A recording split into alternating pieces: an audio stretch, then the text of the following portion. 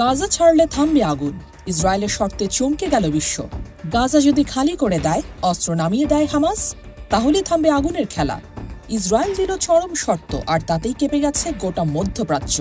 কিন্তু প্রশ্ন হলো, গাজার নিঃশ্বাস যদি হামাসের অস্ত্রে, তাহলে ইসরায়েলের এই প্রস্তাব কি এক প্রকার আত্মসমর্পণ দাবি নয়? ইসরায়েল জানিয়ে দিয়েছে স্থায়ী যুদ্ধবিরতি চায় তারা, তবে শর্ত একটাই, হামাসকে সম্পূর্ণ নিরস্ত্রীকরণ করতে হবে, গাজা নিয়ন্ত্রণ ছেড়ে দিতে হবে, সব সদস্যকে গাজা ত্যাগ করে যেতে হবে নির্বাসনে, এবং জিম্মিদের সবাইকে একযোগে মুক্তি দিতে হবে। এই বিবৃতি এসেছে সরাসরি তেল আবিব থেকে। প্রধানমন্ত্রী বেনিয়ামিন নেতানিয়াহুর দপ্তর থেকে প্রকাশিত হয়েছে এই ঘোষণা, কিন্তু এখনো হামাসের পক্ষ থেকে আসেনি কোনো প্রতিক্রিয়া। তারা কি এই প্রস্তাবে রাজি হবে, নাকি আবারও আগুনে জ্বালিয়ে দেবে গাজা?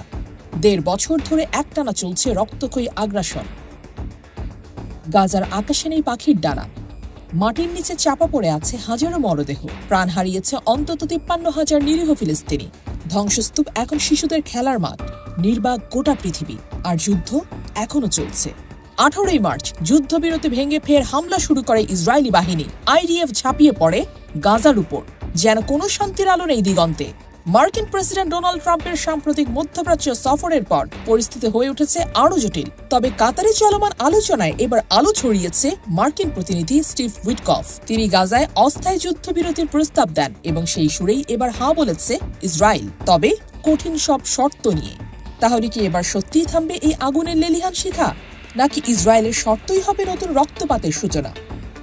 গাজা কি নিজের সন্তানদের ছেড়ে দেবে?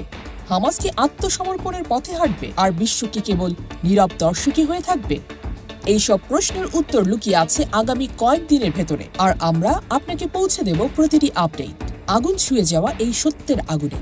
আপনার মতামত জানাতে ভুলবেন না কমেন্টে। গাজা কি আত্মসমর্পণ করবে, নাকি এই আগুন আরও ছড়াবে?